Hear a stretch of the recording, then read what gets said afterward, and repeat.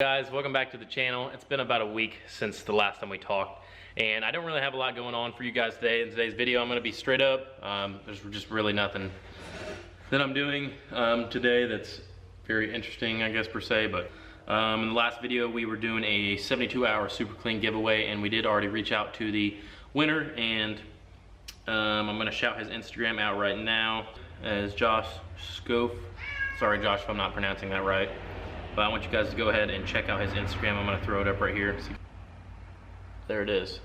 So he is the winner of the super clean giveaway. So be sure you guys go and give him a follow. Appreciate you guys for entering. All you had to do was like and comment, and you would have won a free, well, Josh, you did win a free bottle of the straight degreaser, and then the this is the like aerosol foam version of it. So I have two pretty cool other things that I want to throw into the video. So we did get some new wheels for the 4th gen, and they're currently on. If you guys follow me on Instagram, you would have already seen that at DylanLee73. Put that right here. And we also picked up a new vehicle. So I was talking with you guys in the last video about getting rid of my daily driver car.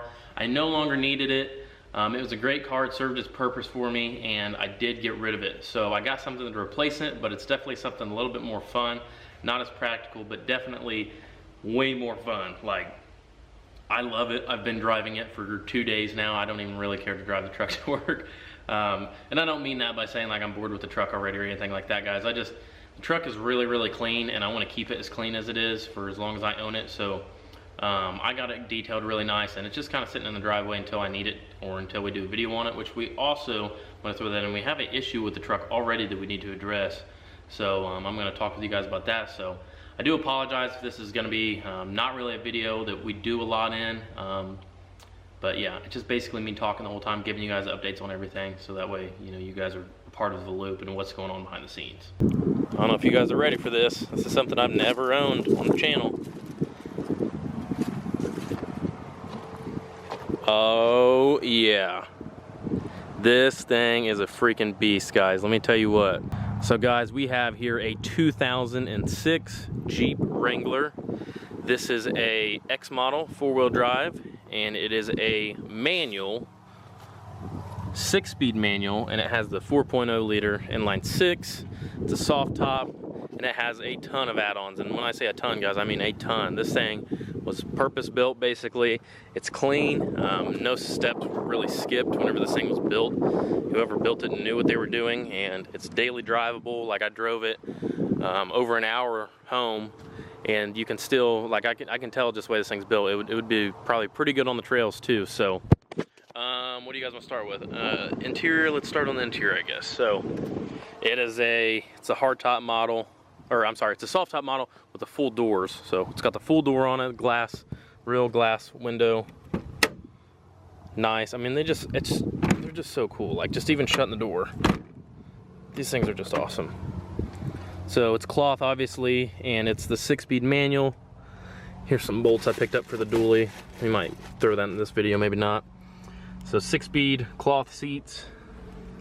Got a bunch of little add-ons. Got the handles right here. It's got a CB radio. It's got fire extinguisher. This thing is just awesome, guys. I'm telling you guys, it's so much fun. Like, I've always wanted a Wrangler. Never been in a position like I was able to actually just trade the car for it. So the gentleman I got it from, he really needed a car, and I didn't really need this Jeep, but I really wanted this Jeep, and I just hit him up, and that's what he was looking for, and that's what I was looking for, and we were able to make a deal. So the thing's awesome. It is a 2-door back seats, passengers. It kind of sucks. I mean, that's all the room you get, but it's a Jeep thing. Promise you guys, I'm not gonna start saying that. But it's crazy, like, driving these things, how much people will wave at you. Like, you don't really realize every Jeep that I pass, people are throwing up not the gangs, they're throwing up a wave. It's pretty cool. So definitely pretty cool. And then there's the controller, obviously, for the winch. We'll get to that in a second. But it's got these rock sliders on it. It has a small lift in it. I don't know exactly what size the lift is. With a 33 1250 tire, 15-inch rim. It's got these rock sliders on it. They bolt to the frame. The frame is rust free. Normally they rust out. There's no rust on this frame at all, guys. It's super clean. There is rust on the body, like right here. There's a little spot, and then over on the other rocker, like right in here, there's a little spot. Yeah, it's got some type of lift in it. I don't know exactly what it is. It's got a nice winch on it with a stainless braided cable so it won't rust. Super nice winch. I've already tried it out and it does work good. And yeah, let's pop the hood so you guys can see under the hood. That's probably my favorite part about this thing is how clean it is under the hood. So like I said, guys, it is the 4.0 liter inline 6. It's super clean under here.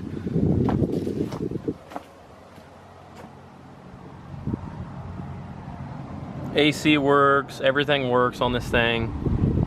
It's got 120,000 miles on it. It's got this pretty cool spare tire mount here in the back with a farm jack attached to it. So you got that when you're out wheeling or whatever, which we won't do probably a ton of that, guys. I do want to find some trails to take it on, but I'm not going to go crazy with the whole off-road thing. The main purpose of this is for me to drive back and forth to work. I don't live very far from work, so this thing is fun to just beat around in, and it should be a blast in the snow. I can't wait, guys. I'm so pumped about this thing.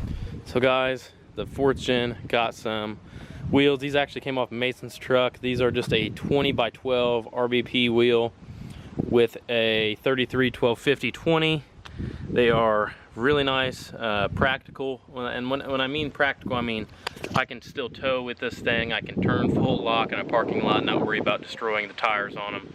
They're just a nice, practical, good looking setup for a wheel that we will probably keep on this thing all winter. I do not plan to drive this truck a lot in the winter time, but whenever I absolutely have to, I'm going to. I mean, it just kind of is what it is. It is a rust-free, clean truck, but guys, I mean, I have to be able to use it as a truck when I need to. So, like, even the frame on this thing is beautiful. Look at this truck. You guys have already seen the truck, but love the way these wheels look with everything being all blacked out in the front. We are already at our first issue with the 4th gen, and this truck only has 120,000 miles on it, and I'm going to do a video with this at some point whenever I fix it, but we have a little leak, and it's not going to be the easiest leak to fix. It is pretty involved to do this repair. I think I can actually see it dripping on the ground as we speak. Not dripping as we speak, but some fluid that it has leaked on the ground. So basically I'll crawl down here and I'll show you guys. Yeah, see that right there? That is axle fluid, guys. So there is fluid. You can see on top, maybe you can see on top of that lower ball joint right there, that fluid leaking. That fluid is leaking out of the diff, and that seal is all the way up in here where my finger's at. So I have to pull this wheel bearing off, that wheel bearing off, the diff actuator, I have to pull it out, and then I have to pull the axle assemblies out, pull the carrier out, and then change that seal out. And I already got them. The nice thing about the Ram box, guys, I have some parts stored in here. So we have, here are our inner axle seals. These are actually OEM, got them from the dealership. OEM axle seals, so we will get, I don't know if I'm gonna replace both of them, probably just the one since the other one's not leaking. And then the passenger side one is really hard to change. The driver's side that's hard, and it's already new, but it's aftermarket, and I wanted to install OEM into the truck, keep everything OEM, but it is what it is. And we got some 7590, so probably just gonna change the one, but I'll show you guys in the process when we do that how you could change the passenger side one as well. And then guys, an update on the dually. Nothing's really changed since the last video, which was a week ago, but I did get the valve body for this dropped off, and it's gonna be getting rebuilt. So as soon as we get that back, we will stick the valve body in that truck, and we can start to get the dually back on the road. Yeah, it's kind of taking a little bit longer to get this done than I would like, but it's kind of the way that it is. I wasn't able to find a valve body, and I just ended up taking that one and getting it rebuilt. So once we get it back, stick it in the truck, and then start dealing with our other issues that we have. So yeah, that's what's going on with the 03. But I want to get this thing going, guys. It's taking up my lift space right now, and I need to get my truck pulled in so we can do that inner axle seal. Guys, I do also want to give you an update on the school bus, why we are here, and have you guys on the camera. So I want to give you guys a little update here. I think we should do a cold start. I think we should do a cold start on the bus. Yeah, that's gonna happen. I'm gonna move it backwards. It's like all sunk into the mud where I tried to move it the other day. I think the key has been hanging out in here. But I want to give you guys an update on some of the stuff that we've got done on this thing. But first, before we do anything, let's see how this thing cold starts. It's like 35, 40 degrees out right now probably. I don't know if it'll start. I hope it does. I don't want to deal with this thing having dead batteries out of everything. Not the bus. Come on, baby. It's drawing down on my amps. There we go. Jumping back up. Oh, not even hesitant. Slow, but fired right up. Come on.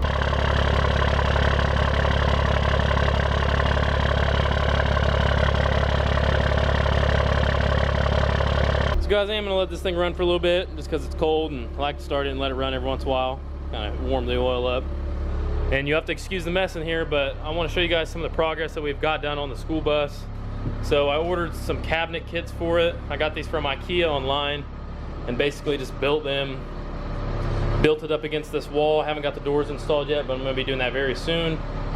Almost wrapped up with them. It's been almost like 2 weeks now that I've been able to get in here and work on this thing, but guys, I'm just juggling like so many things all the time that it is what it is. Like, I can get stuff done, I can work on stuff for like 3-4 days, and then it's like I don't touch it for 2 weeks, and then work on it all week, and then, yeah.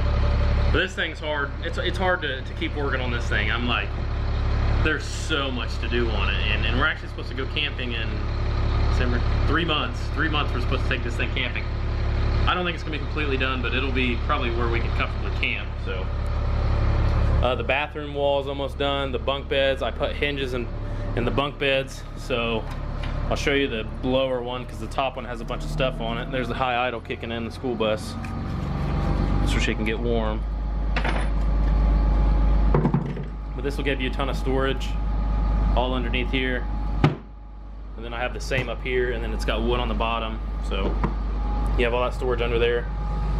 I started on the bathroom, laid out the toilet, got all the walls done for the bathroom, and then I laid the shower basin here. I need to mount the tanks. It's a very, very, very big project to do one of these conversions, and unless you can make it your baby in your life, you know, you just got to be patient with it. It's not something you're going to do overnight for sure, but I did want to throw the school bus update in here so you guys can see how we're doing with it. So guys, Mason just got here and we were actually about to pull. So this truck has these aftermarket steps on it where you open the door and they come down, and they're all messed up and broken. So I figured what better to do with them than give them to Mason. So fix them up. He's gonna try and fix them up and stick them on his truck. So our trucks are the same cab configuration, and he's rocking the stock Laramie wheels off of my truck until we can get his other stock wheels switch back on his. I just told him he could roll on these since yeah, I mean, basically you didn't have a choice. So we're gonna pull my truck in real quick, actually hand the camera off to Mason. We'll get it pulled in here and we'll get these steps pulled off, and there's some wiring we'll probably have to undo that runs into the cab because I think they plug into the OBD2 port, so.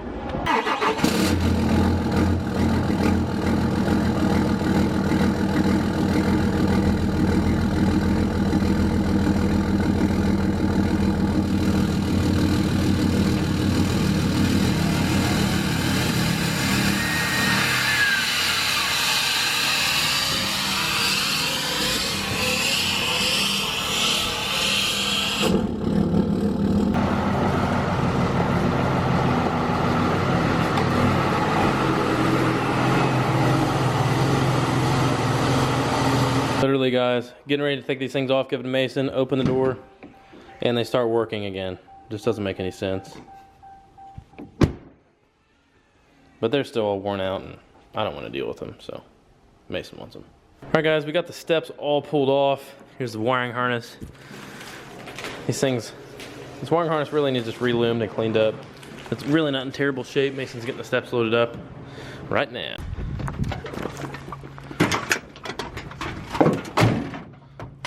Barely fit. Here you guys can see what the truck looks like without them. Can't even see them now at all.